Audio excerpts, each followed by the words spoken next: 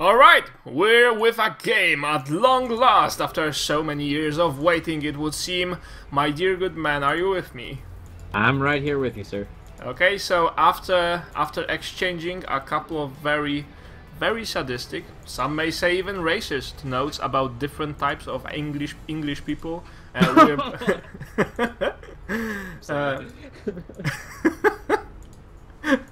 you know, for me, as an Eastern European, and you know, I'm a part of a different country, it's just odd how you cannot think about yourselves as the same type of people. For me, you're both English, you know, English-speaking people. So why would you separate yourselves into different cultures? But hey, here we are, talking about the differences between America and Europe in terms of English, in terms of the culture. I mean, separating us is the Atlantic Ocean. It's kind of big. Yeah, a big pond. It changes things, you know. It creates separation between culture. Yeah, that's correct. All right. So anyway, until they manage to develop ways of teleporting people across the ocean, I think we'll be stuck with the cultural differences for now. So let's see what we have from Steelmaker, which is, by the way, ladies and gentlemen, spawning here in the left bottom corner, and of course his real name is Slivko. Is our good friend, and he's going for a hatchery first build against Terran. It seems it stayed still a standard build in Heart of the Swarm. Now on the other side of the map we have Morrow, and he is going for one Rax expand, also leaving some space for a reactor or tech lab here. We'll see soon. I think it's going to be a reactor because he didn't go for any early gases. Anything to add? Coming up after the hatchery, as is usual, starting up with the double queens right away, so all sort of normal things, but not making anything out of barracks just yet. So and what looks like another marine.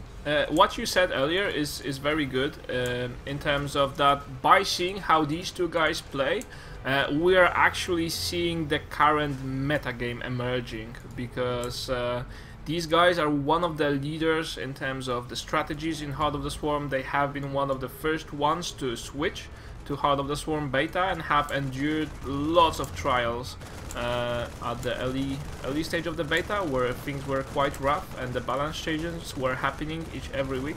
Yeah, and they were huge. Oh my god, were the balance changes ever gigantic? It would be one sweeping whoosh. Okay, the game is totally new, and again, I had to get out of that. I was in there for a little bit during the very beginning, but I couldn't even handle it. It's too rough when things change so much, and then you produce your mothership core and you're hoping for a detection ability and you have none. You're like, oh, not again. Another patch happened. And before, the mothership core used to be this like really aggressive, super powerful unit that you could all in with and warp in units, teleport units behind their base and stuff like that. It's like completely changed. So it's fun to see all the balance changes and very much respect to the people who have stayed in and weathered it out all the way since the beginning, like Morrow. Yeah, like I said, it's going to be a reactor, so we'll be having a Helion play. Now, this is a very standard way that would be considered regular even in Wings of Liberty. So will we see something extra? No. Two Helions underway, we have a bunker. This could have been as... sorry, this could have... I cannot say anything. In any case, we have an armory on the way, and that is the defining factor. This is looking more and more like a really strong Hellbat push. We might even have... yeah, it looks like a reactor going to be swapped over to the starport, so really strong Hellbat pressure might be coming up. This is a really powerful build in TBZ right now. The Hellbat does ridiculous amounts of damage. Oh yes. Some might even say unfair, but it's a very high amount of damage, and he's going to be going for the third here. I don't think that it is unfair. I just think that people are not yet used to defending it. Absolutely. The Hellbat itself isn't that big of an issue, and you know, it's just a matter of devising some strategies to defend that. Now, what happened a minute ago, I think, is just my frontal lobe said, okay, I'm not working today. And I was not able to combine even a single word correctly. Now, Morrow now doing a drop in the middle line with 6 Hellbats. That's going to be... Oh my god, he doesn't see it coming at all. Oh my... Oh, and he's trying to run away. Oh wow, he's actually gonna save most of those losses. Only 8 workers killed. 9. Nice defense here. Oh, and the roaches. Continue to pull it off. And the roaches and the queens, all of that, maybe nothing. Even picking up the ones that have been hurt. Again, something very strange that may get modified later on is Hellbats can be healed once they transform into a more humanoid form. I don't know why that is, so don't ask me, guys. But I can see that being removed from the game rather quickly, because right now Hellbats are very difficult to deal with, and you know, if people don't figure out a strategy how to defend against them, they may just get such nerf. Anyway, roaches here and trying to pick off. Oh my god, but this hatchery will go down, or will it? Yes, it does. Coming in from the Hellbat. He's gonna get out of there as soon as he can. One of the interesting things in Wings of Liberty, the Immortal is not a robotic unit in terms of lore. It's a cybernetic unit because it has a Protoss guy, a Protoss zealot or whatever. There's a Protoss being inside the Immortal shell. Yeah. But they changed it because warping in Immortals was too strong. So it doesn't fit in with that lore anymore, but it's still very much the case. Well, Immortals were the lore behind Immortals. We'll be talking about that between the games. For now, we have a strong roach push, and in Heart of the Swarm, from what I've heard, roach pushes have become very popular due to the fact that people do a lot of the Hellbat play. And no, we don't have enough siege tanks right now to defend from the roaches. And oh my god, even the SCVs gets pulled to defend this. Will it be enough damage? My god, what a counterattack coming out of Slivko here. Very strong play. Oh, a very nice round. Did you see that drop behind the roaches? So right now, Morrow just gets so much surface area around the roaches. It has been enough. And let's see what are the worker kills. Still, workers killed 35 workers killed by Slivko in this game. So this aggression by Morrow just didn't pay off. This game is turning into a serious slugfest. First, Morrow comes out with the Hellions and deals lots of damage, pushing back with some roach play. And Morrow's stabilizing to some extent, but Slivko's getting his 3rd base up right now. If all of the Heart of the Swarm plays will be exactly like this one, I'll be playing it non-stop and casting every second remaining of my life, you know. It's great seeing how this game evolves, and I think more viewers will come with that because the games will be just so much more entertaining than they were in Wings of Liberty. Definitely. Okay, another roach push. Slivko being very... he's very decisive about this. Now there are siege tanks to defend, or at least one up the hill. Will it be enough? No, it's not an English archer, and right now Morrow has to lift the expansion up, or no, he doesn't do it, and he's going to lose it. Oh, only 40 points left on that, and it's super. Oh, he's gonna repair that. Yeah, or trying to repair that. 15 health points, 10, 12, 7. Oh, it's being repaired by the mules. Oh my god. The army of Slivko is too strong here. How is he going to fight it off? He's only got... Oh no, he does have 2 siege tanks on the high ground, so he's barely going to scrape by. Morrow holds. Yeah, so one of them apparently was Robin Hood, and he did manage to snipe a couple of kills, shoot down some apples of people's heads, and aiming for the heads. Now, this Medivac is going to drop in the 4th. I think one of the... I'm just trying to analyze the play that the guys are doing right now. What's happening is Morrow just did too many of the Hellbats. He should have done, you know, 4 or 6. Do a drop and then continue and produce siege tanks. And he just committed too much into making Hellbats and against roaches. And Slivko was able to get a very nice tell on the game. You know, I'll just make a lot of roaches and you won't be able to counter that. Yeah, and the Mutalisks are now out on the map, so this aggression is only going to be able to last so long as Mutavax. Mutalisks are so fast, they should be able to keep this away. Now, they didn't do so many changes to the speed of Mutalisks, but they just appear so much faster. They appear more like Brood War Mutalisks than Wings of Liberty ones. And also, they are the most focused on harassment unit. You can just regenerate them very fast. They have 1 health per second regeneration, which is just absurd. It's 3 times more than it used to be. You can regenerate them out of combat. And 4 tanks being cut up. Oh, that's not good for the siege tanks, but there's already a Tor, and you know, what you will see now is these Mutalisks in Wings of Liberty, they would have been useless for the remainder of the game pretty much, because if you're not willing to sacrifice a lot of energy on the Queens to do the transfusions, you would just have to deal with the fact that you have a lot of very hurt units.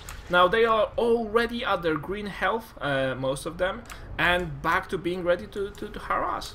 That's just how you know, Heart of the Swarm plays out. Yeah, and Morrow obviously, or rather, very clearly has seen this coming, putting pairs of turrets all around the place. And the turrets actually finished just as the Mutalisks arrived, so really nice timing for Morrow there. Getting the Thor up in the turrets just in time to defend that I attack. was just about to say that this mine placement is kinda odd. He had it somewhere in the back. Behind the turrets, but now very smartly placed it just below the space that normally the Mutalisks would be attacking.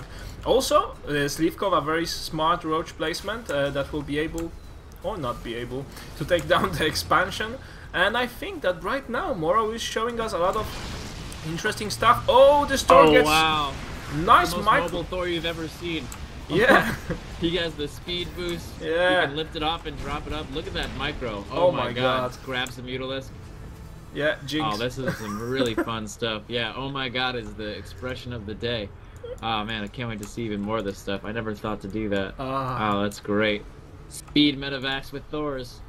I just feel awesome about the fact that we'll be having these tournaments every Friday, and we'll be seeing even more and more of this type of play. And you know, Heart of the Swarm, I think one of the most exciting games that will come up in 2013. Absolutely, it's only going to get better from here. Okay, and the Mutalisks making players like Morrow. Oh, yeah, another approach. Oh, catching the turrets before they get built. Now they are going to reap a couple of supply depots apart, but not so fast, unfortunately. Only 2 of them get destroyed. Now Ator shoots a couple of bullets. Normally Mutalisks would just run away like hell, but no, right now they can just regenerate out of combat, so they're cool. You know, the one with the red health. Okay. Yeah, I always would like to see an addition of some form of animation that the unit is hurt, like you have in Dota 2. So the Mutalisk with red health would be flying on 1 wing only. The second one would be just you know, flying loose somewhere on his back. The tube would be all hurt and bleeding. That would be awesome to see in a game. Absolutely. And you know what's hilarious? You know what's ironic? He just rebuilt all those supply depots, and the Mutas are where? Exactly where the supply depots are. Yeah, and the one gets cancelled. A command center being built, which will no longer complete, and he is going to cancel that. Oh yeah, I feel he would use. Oh no, there was no cancel. Ooh, not good. Up there. Not good for Morrow. What a great game, though.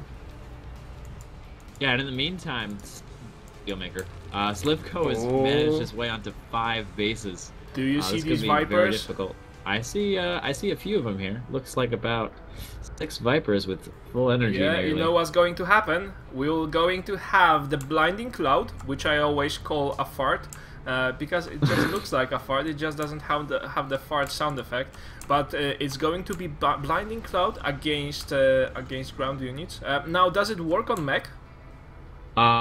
It works on units and structure, so it actually will even work on these turrets. And this Widow Mine will reduce the range to 1.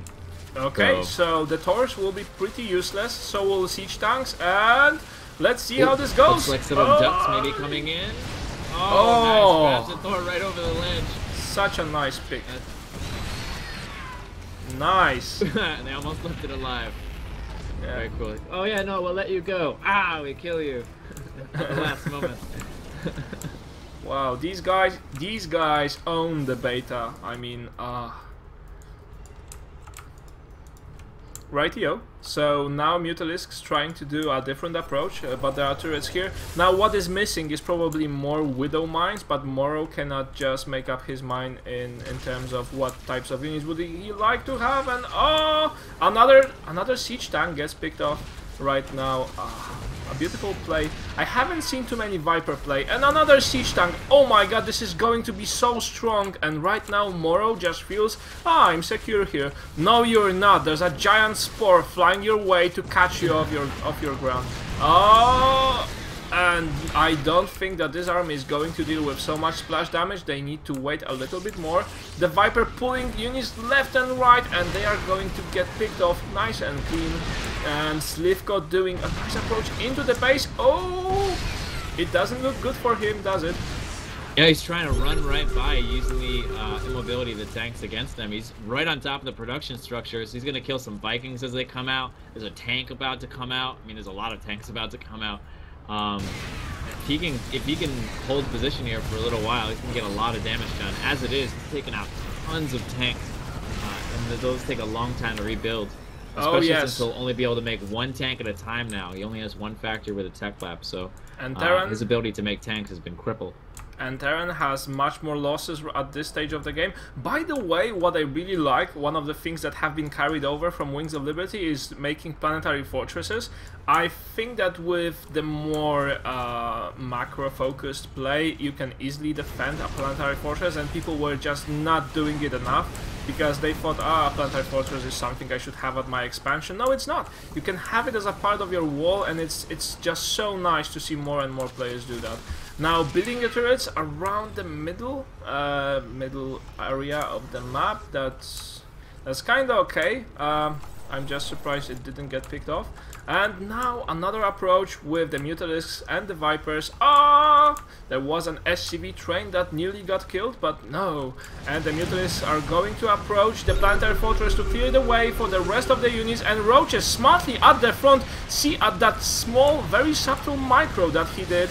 That Slivko did with his roaches. They did soak up all the splash damage. Oh, so many farts around the map, and the siege tanks don't have much of a range to shoot through this army. Well, but then the Vipers just don't seem to be handling this all that well. A lot of siege tanks get picked out, but also a lot of the Zerg units get killed as well. And it seems that barely by an inch Slivko managed to win this battle, although he doesn't have enough forces to destroy this expansion. Yeah, Morrow down to 86 supply as far as army supply is concerned, 117 to 37. The upgrades coming in for Morrow. He's trying to hang on, but 11 Ultralisks are on the way, and that may be the nail in the coffin. Yeah, that may be exactly it. Now, what you would expect, and I think that's one of the things that will not change, again, from Wings of Liberty, is that as a Terran you will need to do a lot of drops against the Zerg. You just need to wear the Zerg out. You can't just allow him to build up a strong army, strong economy, and then just sit on tight and hope to win. That's not going to happen. What you need to do is to wear the enemy down, force him to waste larva on units that he will not be using later on. You need to do all that stuff during the game, otherwise the Zerg does exactly what Slivko is doing right now. And oh well, they no longer have the burrow charge, but still Ultralisks being one of the biggest, beefiest and scariest looking units in the game. A lot more, how you call that, acid clouds? I can't keep using the fart comment about that. Yeah, the planning clouds are going down. That's gonna be GG. What a game! I'm so hyped. I've got nerd chills all over me. I wasn't even aware that it's possible to get nerd chills. I thought it's only a term, but after this game, it has been so great. And nerd chills are real. Artosis talks about them all the time, and you yeah, might but think, I thought Artosis he's making says very silly things. No, yeah. They're real. They happen. They only happen in beautiful circumstances like these, but they are real. I thought it only happens in fairy tales. There was a small nerd, and that nerd one day saw a game that made him have nerd chills, and after that there was a Red Riding Hood and a Big Bad Wolf, but I just thought that's a fairy tale. So anyway, guys, we'll be going into game number 2. I already have the invite. Let me just update the score. Bum, bum, bum, bum, bum. Now the opening from Morrow, it just seemed so strong, and I didn't even think that Slivko will be able to take this game, but he was. His defense was very difficult, but then the counter-attack with the roaches and the push that he did with the vipers, I think that Morrow was just not prepared to handle that. Yeah, I've been watching a lot of Heart of the Swarm streams, and I've been seeing these speed Hellbat drops crush through tons of Zerg players, and seeing Slivko response to that just very confidently, yeah, I've got roaches, I'm going to kill your stuff, and I'm going to have the macro advantage. Yeah. It's just very nice. Are you joining the game? I am.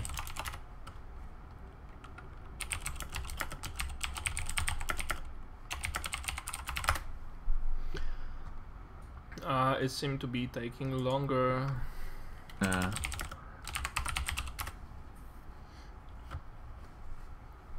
Did you confirm the invite that you got from Morrow? Try this out again. I think that's actually probably the reason why people are having trouble setting up their games and stuff like that. It's just like just general small little bugs that happen because this is the beta. So not completely. Could you reload the game or try to join again? Yep, in the process. All right.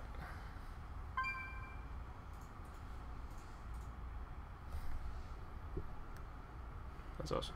And you're joining. And will it happen this time? Yes, it did. Yes! The magic of the reload. God. A virtual high five. Fantastic. It would be awesome to have a double set of cameras between us. That would lag my computer too much to have a Skype conference at the same time that we do a cast. But it would be awesome just to show a double virtual high five. Okay, so the game is up. The game number 2 between these guys, and they are just ripping Heart of the Swarm apart. They are on top of their game, and I think it just pays out that they have been practicing so much. So first, let me do the introduction of the Terran player, spawning as the teal Terran in the top left corner. He is, ladies and gentlemen, Morrow.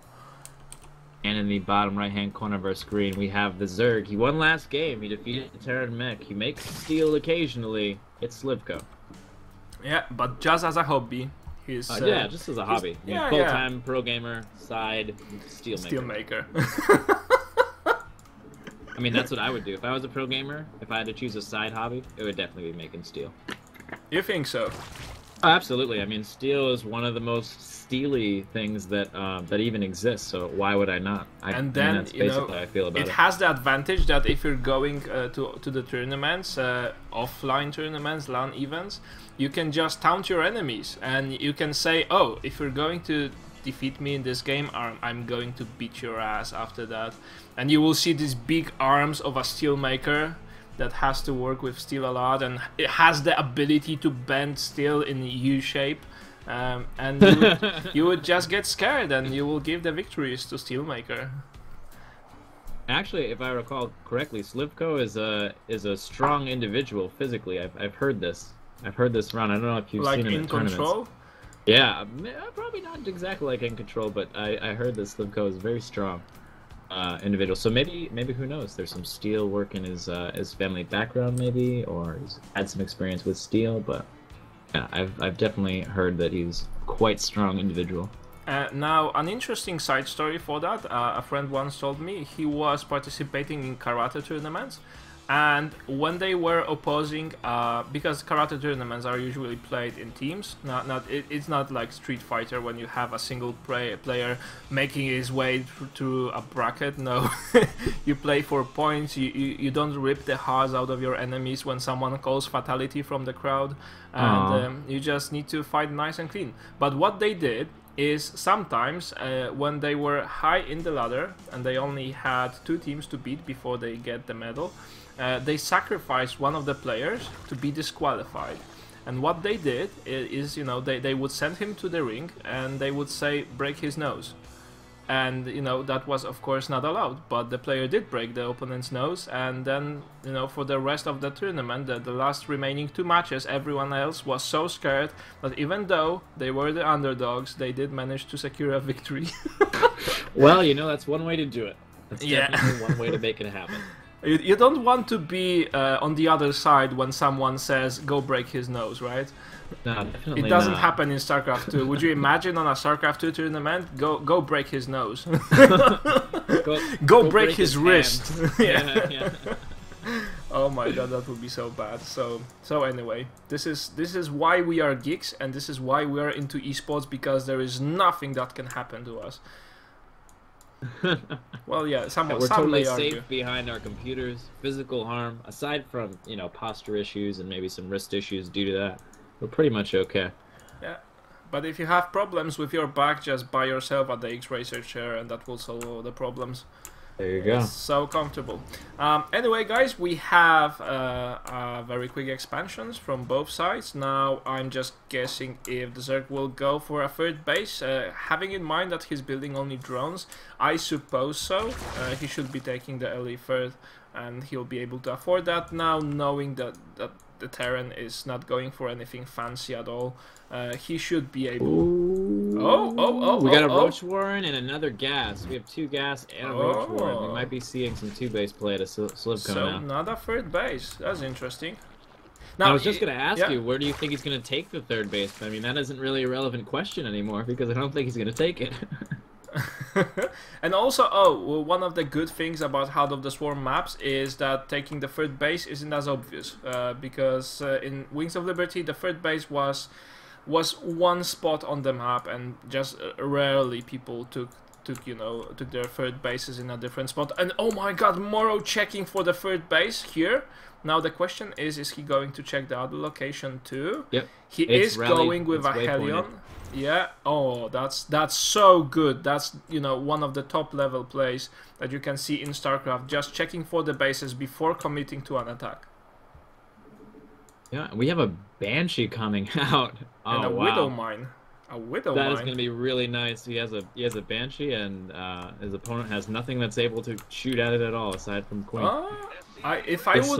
If I would start my guesswork, I think that Morrow will be trying to deny the 3rd base, but no, we have a huge group of roaches making their way across the map. The Hellion saw that and speed it up, my friend. You know, in the next expansion they are going to get a Nitro boost as an optional upgrade, so they will even be more like Need for Speed like.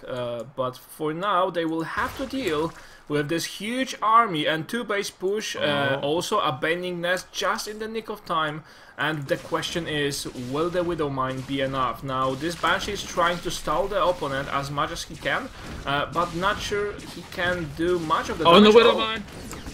Oh, and it doesn't go on the Banelings. I don't know if you can target fire that or not, but it does not go on the Banelings. The bunker goes down almost immediately.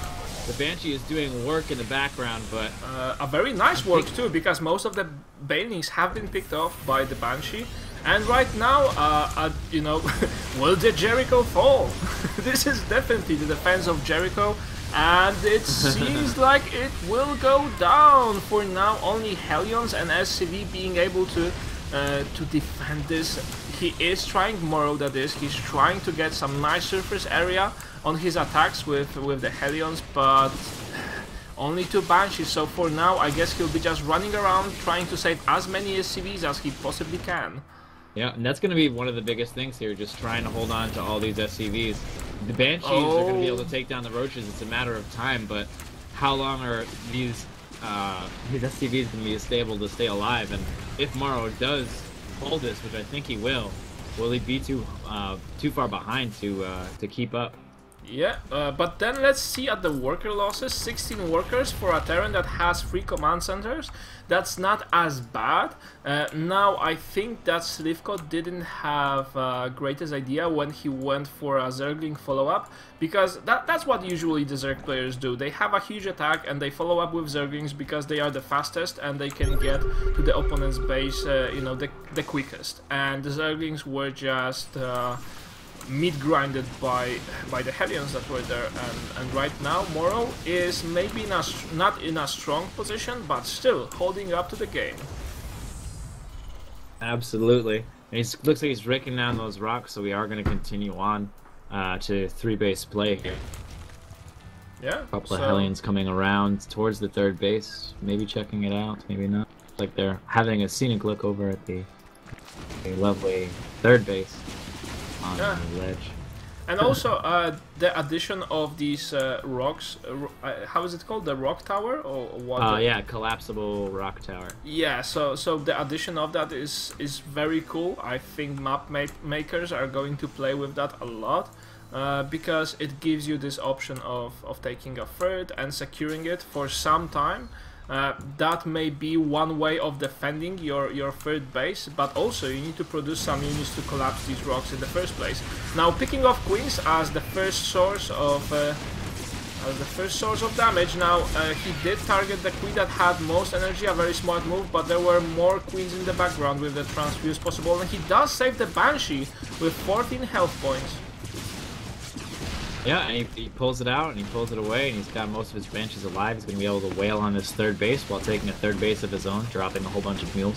Oh, and still this Widow Mine is being held here, and it keeps destroying units that come out of the base. It even destroys larva. I didn't realize that the Widow Mine destroys larva. Oh, and too bad it's on cooldown right now. This would be a perfect opportunity to hit those Mutalisks. Hopefully in the future you'll be able to hold the fire of your oh wait, you can. Oh no, it unburrows if you deactivate. Yeah, so hopefully you'll be able to hold the fire of your Widow Mine to choose when you want it to attack. But oh, we talked about missile turret timing last game, but this game a little bit too late on the missile turrets. Yeah. And Steelmaker, it seems he's going to take this expansion now. Let's see, what do we have to defend? Not very much. 2 towers on the way, but will that be enough for this huge bunch of Mutalisks? And remember that Mutalisks can easily regenerate out of combat. Oh, a nice split, by the way. He makes sure all the Mutalisks stay away. Oh, even saving this one that has been hurt. That is so nice micro right now. And knowing that it will regenerate, it's just worth your while to try and save single Mutalisks from combat. And Slivko using the map control granted to him by the Mutas to take a double expansion right now. So Morrow's going to have to come up with a response relatively soon, otherwise the macro of Slivko is going to be absolutely out of control. It's going to be very difficult to catch up. There's one Widow Mine here that is just wondering, should I burrow here or not? My boss told me so, but I haven't heard from my good friend Mike, who has burrowed at the other expansion. Oh, and it does burrow, but very smartly, you know, behind the minerals, so it only hits drones. And I think that is very good choice, because otherwise the Widow Mine just hits on the larva, and you know, possibly you may choose to hit the drones instead. Got a Hydralisk Den coming down now from Steelmaker, so we're going to have a little bit of a transition into Hydralisks. I would love to see some Swarm Host play. We already saw the Viper play, and I would like to see them again in this game. But Swarm Host, most definitely would like to see that. Now, what we didn't say last game is the Ultralisks. They did get a buff to their damage because they were supposed to do this burrowed charge thingy, but now they no longer have that ability, and you cannot research it. It's just been removed out of the game. So instead, what the Ultralisks did get is just more damage. They have been doing damage and plus armored, and now they just deal a lot of flat damage. I think 35 points in a cone in front of them. Yep. And that's what's interesting is that it makes them a lot more powerful against non-armored targets like Marines, which they weren't actually that great against before. I mean, you think about it from a physical perspective, oh yeah, it's a giant Ultralisk, the pincering blades, they must do really well against Marines. It's like, well, stimmed Marines and medevacs they actually don't do too well against because they don't have that bonus damage. But yeah, I think the Ultralisk is a lot stronger now because of that. I'm interested to see what kind of a place it finds in the late game. And our very good friend Infestor also muscular augments for the Hydras, so they can run or at least wiggle a bit faster outside creep. We have +2/+2 upgrades, +2 Carapace and +2 Zerg missile attacks. So we'll see what this will be, and the Mutalisks just gets hit so hard by these 3 Widow Mines that we have here, and I'm not sure that, well, Steelmaker will be able to deal a lot more damage with them this game. It seems Morrow has learned his lesson from the last game. See, there are groups of turrets at every base, every possible angle that the Mutalisks will likely to be approaching from, with 2 Widow Mines, so once they hit hard. Yep, and one slip up with those Hydralisks, those Mutalisks, and it's pretty much all over as far as the Widow Mines are concerned. A couple of hits from those, and you're gonna be pretty much all done with all that splash damage with the turrets right next to them. And a Widow Mine deals enough damage to kill off an entire Mutalisk in 1 hit. And if you have 2 of them, then they have enough damage to kill 2 plus a lot of splash damage. So I imagine the turrets are easier. Oh, a siege tank and 2 turrets. Now it had the Mutalisks have just lingered too long there and took a lot of unnecessary damage. And now Morrow has to defend this spot. The unbreakable logs are no longer unbreakable, and a couple of false Marines. They are the I Spy Marines. Go in front to try to sneak something and siege up just in time. Could have been a little bit sooner, but I think he's going to be okay with this. A lot of those, oh no, all those Hellbats stuck in the back, not able to do damage. Ouch! The Terrans come out. Not good, and the infested Terrans dealing decent damage, but not enough against this army, and not enough against Hellbats. Oh, and now the Hellbats are out, the Hell Dogs. Who let the dogs out? Yeah, they finally got out to the front there. That would have been a much stronger victory for Morrow had he been able to position his Hellbats in the front. And Morrow doing wasn't able to get there soon enough. He's doing a triple command center around the middle of the map to build planetary fortresses, and thus he'll be limiting the movement of the Zerg's army. I really love Morrow's building placement. I've never seen building placement quite like this. And I think that give a sec, because we have some Hellions doing some sweet damage right now, and so many drones. No, Slivko doesn't notice that. Oh, and he's late. That's really gonna hurt with no reaction. Too late. Oh. 20 workers, nearly 20 workers lost in that push. Now a nice pick-off. By the way, I love the way that Slivko moves around the map. He didn't just try to attack these, he just predicted where they will be going next, and he just cut off their way, the route of escape. So right now he will notice, oh my god, he's doing a triple command center. We'll be having 3 planetary fortresses to deal with, but no. Oh, the siege tanks get pulled to the front, and a Tor. Oh, and all of that outside the support of Terran's army. Not good for Morrow. He will not be able to finish off the triple planetary fortress here, and will have a lot of trouble. Now these little flying thingies called Vipers need to be careful, because they cost a lot and you don't want to be losing them. But still, one of the command centers has been dealt with. A lot of Terran units have been sacrificed to keep this position, so a good push in overall. Yep, the Viper doing exactly what it was designed to do: break siege lines, break defensive players. Yeah, exactly right. Not allowing Morrow to get into the position that he wants to be in. And this is so good right now. Slivko with this, let's say, counter-attack, because he's just countering the fact that Morrow wanted to play defensively, and Slivko is saying, no mate, against me people don't play defensively, and this is why. This is exactly why. And right now Roaches just you know, killed off this expansion. They feel pretty good about themselves. The Vipers need to run away, but besides that, Slivko is all and good. Oh. Another push, another run-by with the Hellions. Not a very good sign for Slivko, and he's going to lose another batch of workers. Not very good. He'll be able to reproduce reproduce them very quickly, but still, losing them is not cool. Yeah, especially a second time in a row.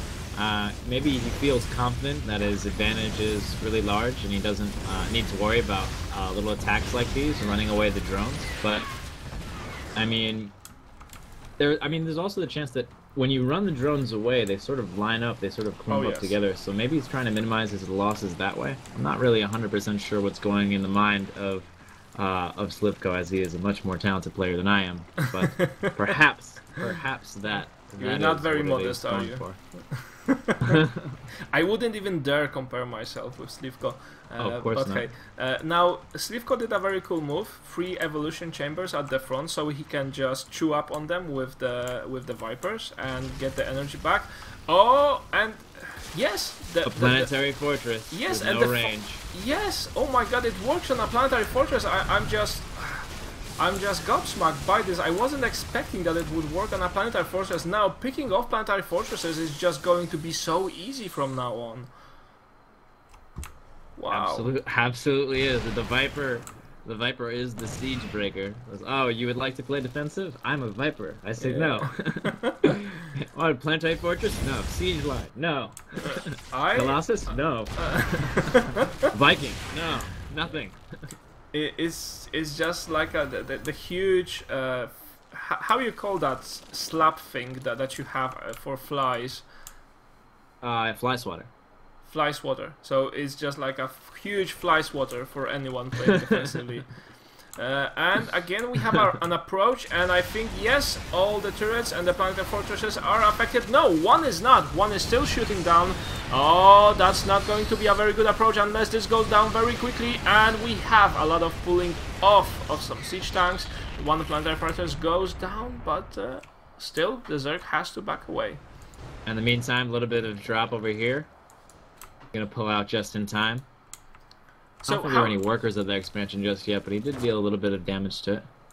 How do you feel about this game? I mean, where this game transfers from now on? Because I see some corruptors, and I have a strong sense of we'll be seeing the comeback of our good friend Broodlord, but it may be anything really. I mean, the Greater Spire is up at this point in time, so I would imagine that the Broodlord's on the way to come. Morrow has just been holding on with all this defensive play. He's got some Ravens up, so he may see the Corruptor Broodlord transition coming and try to be using those Seeker missiles to his advantage. Seeker missile is so much stronger. Oh, this has been an unfortunate pull, and he wasn't able to save a lot of that. The Vipers need to be careful. It would be nice to pick off some. Oh, do you see that? This patrol with the Ravens inside Vikings just doesn't allow the Vipers to pull them out. Oh wow, that's a really nice little trick. I didn't even notice that.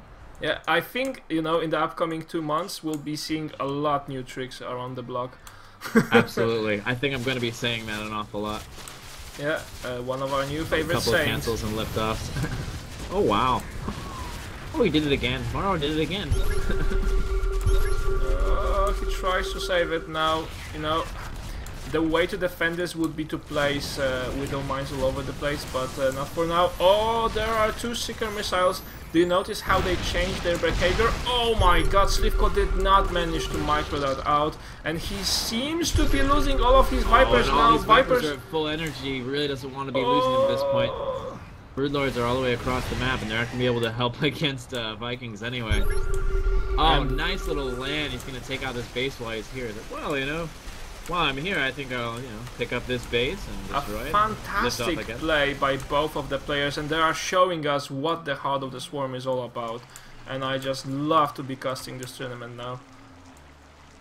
Nice. We have some roaches getting some information, getting blasted by these shells here and there. For roaches. Oh, I've heard our cousins live in faraway countries, and they are called 4 piggies. So 4 roaches are on the way to meet their cousins.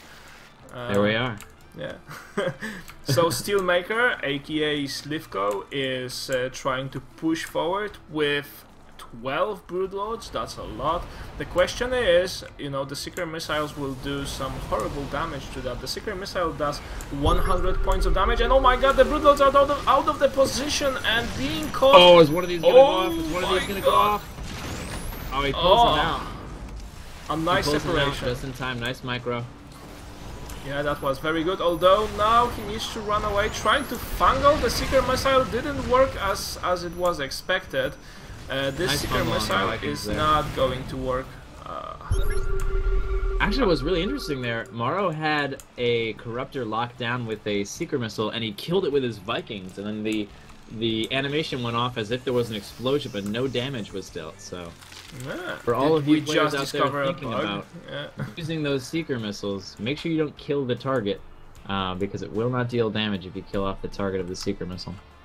Now we have Morrow making an approach with 3 siege tanks here, and that's probably enough since the Zerg don't have this giant photocannon on your main building ability that has the same range as a siege tank, and 3 siege tanks were able to deal a lot of damage. Now these siege tanks may just wear some skirts, funny hats and dresses, and then call a medivac to heal them, because that's how medivac's logic works. If they see something, you know, humane, they will just try and heal it.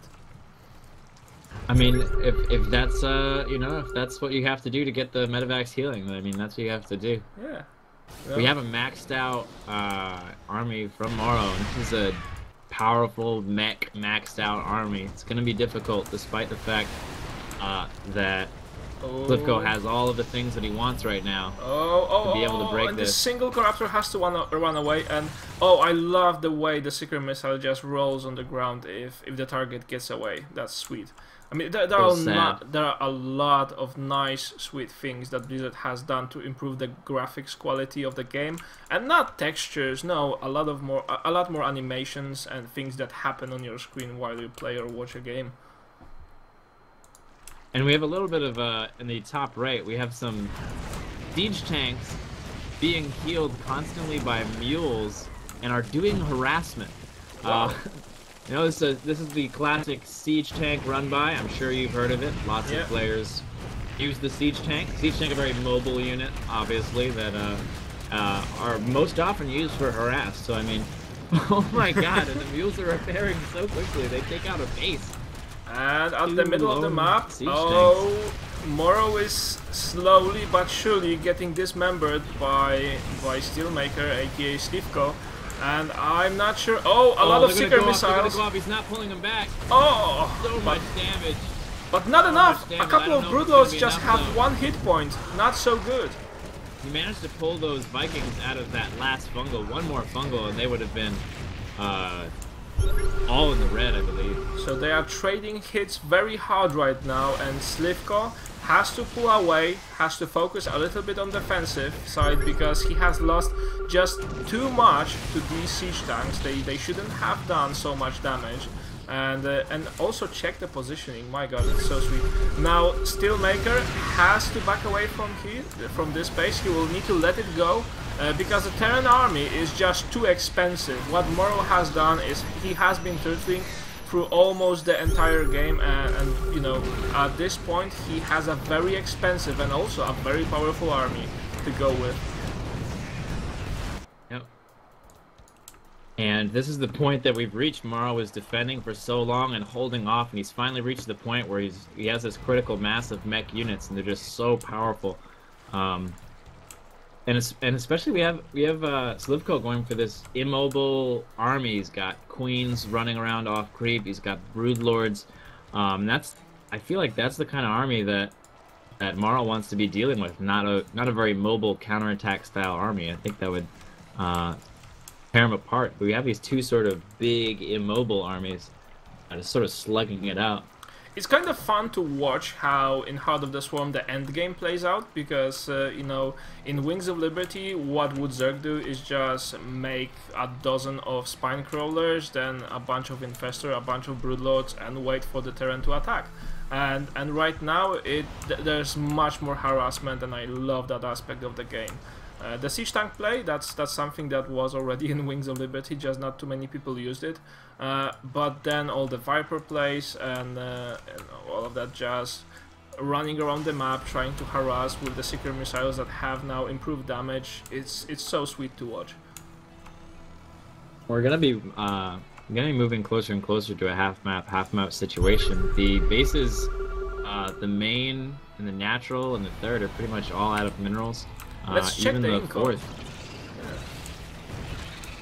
Morrow's been using these mules very responsibly, but that also means that he's down to only a few mineral patches. He's got one base that's mining with 8 patches, and other than that, most of them are down to 2 or 3 mineral patches only. So will we see a game where all of the minerals will be mined out? It seems like so, you know. Definitely a possibility. Morrow realizes this, and he's going to be taking the base at the bottom right. And Slivko right now with so many investors, I just wonder how the new Fungal Grove will work. Because Fungal Grove, I'm not sure if you know guys, but from Wings of Liberty it has now an increased range to a range of 10, which is a huge range, but then what it has is also a projectile instead of an instant cast, and the projectile is much slower now than it used to be, so it will be a very skill shot, you know, it will be a skill shot basically to get a Fungal down very well. Okay, we have a nice approach by a couple of siege tanks. Now we have Morrow doing a lot of scans around the map, trying to reveal where the opponent is positioned, what the army composition is, and oh, there are Ravens here trying to put down. This is a very strong play. Now we have saw that earlier, playing with the point defense drones, and a lot of auto turrets is just so powerful once you get your Raven numbers up.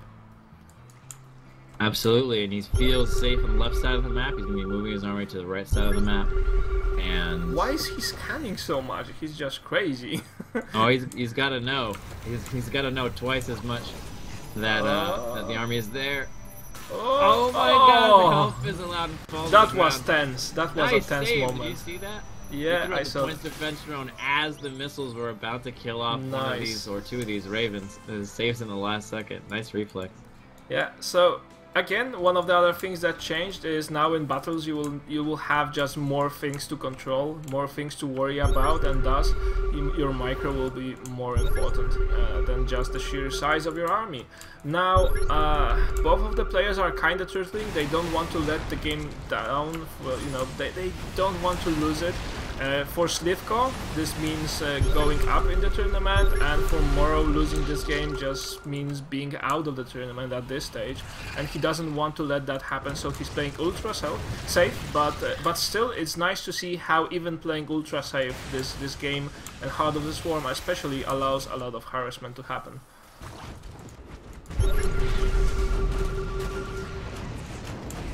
So multi-pronged attacks right now, and a couple of siege tanks here, a couple of siege tanks there, a couple of siege tanks everywhere. That's what Morrow is saying, and Morrow is thinking. Auto turrets finishing up the job, a very nice play, and he's making use of his Ravens. Yes, he definitely is. It's really cool to see lots of Raven play. As a spellcaster that sort of went overlooked for a long time in Heart of the Swarm, so it's cool to see a lot of that in Wings of Liberty. Excuse me. It's cool to see a lot of that in Heart of the Swarm, and especially these tank run-bys. It's such a cool idea to me. That tanks are doing a little counter-attack. Now there's a question for you. If Fungal Grove is a projectile, does auto turret stop it? Sorry, the point defense drone stop it? That is a question for me, isn't it? I don't know the answer to that one, but I'm definitely going to be paying attention in this game and the others, and if it doesn't come up, I'll definitely test it out on my own and get back to you for sure. Yeah. So much energy. I wish I had a pack of High Templars and all of this would be taken. Oh yeah. Yeah, that's it. Everywhere. Oh, and Slivko decides to go for it, or at least to waste some more Raven energy. Oh, nearly. Again, so tense with the new animation on the Seeker missile. It's so tense when you see them nearly going off, and you're thinking, oh my god, is it enough? And they just fall to the ground and you know, lose all their vigor. So cool. He's pulling back just in time. Couple of Seeker missiles again. Oh, on the queens. Oh, this one's gonna hit. Oh, ouch. Oh, 2 hits. Lots of damage all over the Broodlords and the queens. Queen very slow up, 0.94 speed, one of the slowest speeds in the entire game. And putting a Seeker missile on a Viper, queen is going to be pretty easy. Did you see that overzealous Viper? He was thinking, I'm going to pull something, it's going to be fun. And it just exploded in a cloud of guts. Oh, and Slivko right now, it seems he's going for it, but the question is... Point defense drones, and oh my god, all of the damage from the Seeker missiles. Oh, and some of Slivko it... is not able to break this line. No, no, he's not. And, you know, by now, I like how the Terran army with Ravens inside it scales so well into the end game, because you can play even more defensively.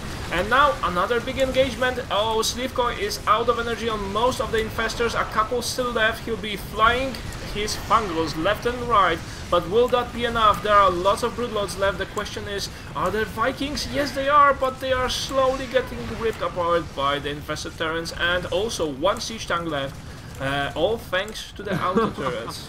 What an engagement! Everything's gone, just like bam, everything's gone. All the Ravens have run out of energy. The infestors run out of energy. And we just have a bunch of defense, point defense drones and auto turrets to come back. We do have a big Viking fleet still left over for Morrow. He's gonna try to make something happen with that. Oh, but there is no fungal right now, and a fungal would have been so sweet on these Vikings. And we have GG from Slivko. Oh, and it's 1-1 Morrow. Well played. We're going to have the game number 3. And the admins are showing me the thumbs up. I'm not sure because of it has been a good cast or because it has been a good game. Or both. Maybe both. Who knows? Hopefully both. We were thinking the same thing there. Very good. Check the bracket. Check the bracket. Okay, let's check the bracket. Let's see what happened while we were so busy with Slivko and Morrow. That will go to the game number 3. So did everything else play out? I think it did. Yeah. Yeah. So while we were just spreading a lot of saliva on our screens, casting this match, everything else has happened. Basically everything in the world. Yeah, has everything happened else already. It's all been done. Everything has already happened. Yeah. You know, we know all the popes that will come after this one. We know the next model of all of the Hondas. Yep. Everything has happened when we were gone. There's nothing left. The Pope, the Hondas. You know? There's a new post on Team Liquid saying, "Oh, we already have a meta game for Heart of the Swarm. Every single patch that will happen along the way."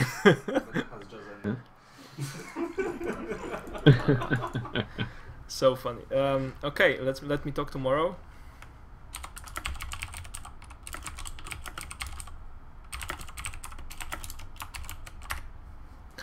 Okay, I filed him a compliment saying lovely play.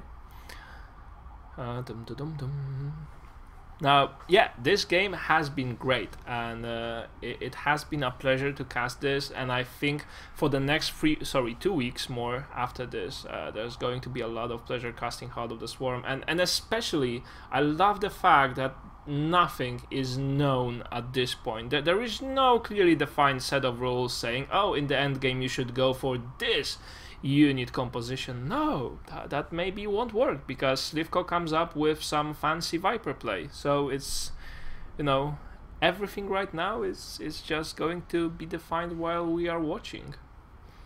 One of the more exciting things when a game like this comes out, you get to learn as the players are learning. Also, one of the best things I've heard recently was, you know, someone was asking questions, you know, what if the top Korean players haven't been practicing for Heart of the Swarm, you know, what will happen after? Will they get dropped to Diamond? And Artosis says for that, you know, once you have APM of 400, you can just figure out the game later. And that's kind of true. That's the thing.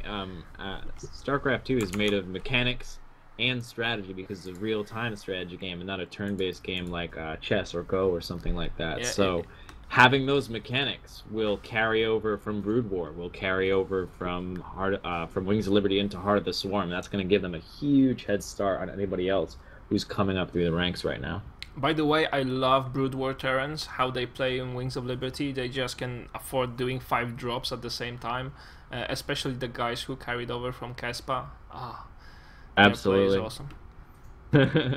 Okay, so it's slowly taking over the GSL as well. Well, I wouldn't say that. Who was it?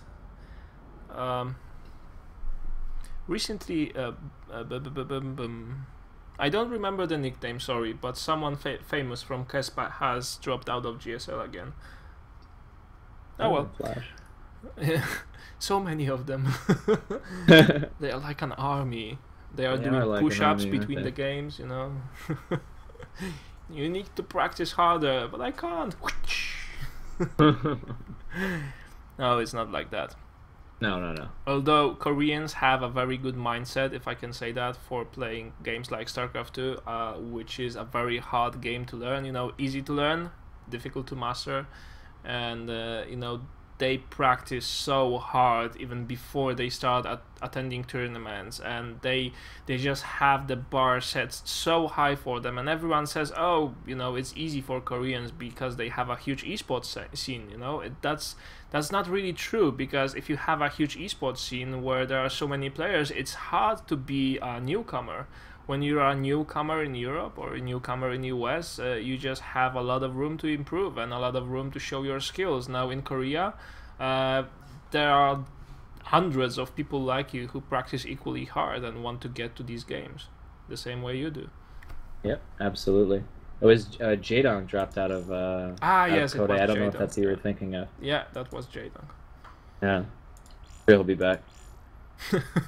I'm sure he'll be back. Half of his face turn out and you will see fragments of machinery under it. Yeah. Well, it means that he gets to go right into practicing Heart of the Swarm full time right now. I'm sure as soon as he lost that match, he went home and started playing. But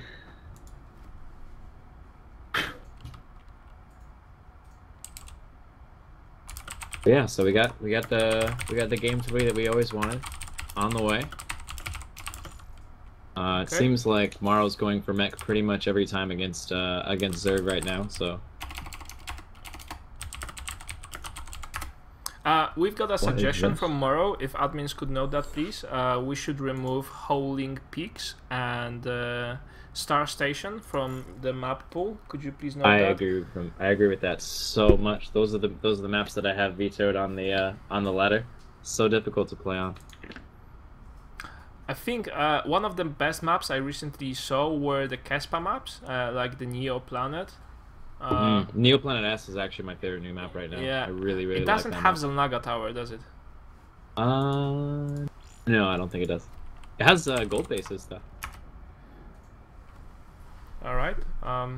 Steelmaker has joined the lobby and left the lobby. Nope. I need to go and bend some steel. Be right back. Don't feel intimidated at all. And he can make a nice strudel shape of it. Also, if you ask him. Oh, Slivko said he's going to sleep. Okay. Okay. Okay. Oh well, you know that's one way to do it. Yeah. Okay, so Slivko did forfeit the tournament, and you know, a big cheer for him, please, because he has been playing awesome. Now we'll be going to the next game. We'll be right back with you guys very shortly after a very quick commercial break. So be right back.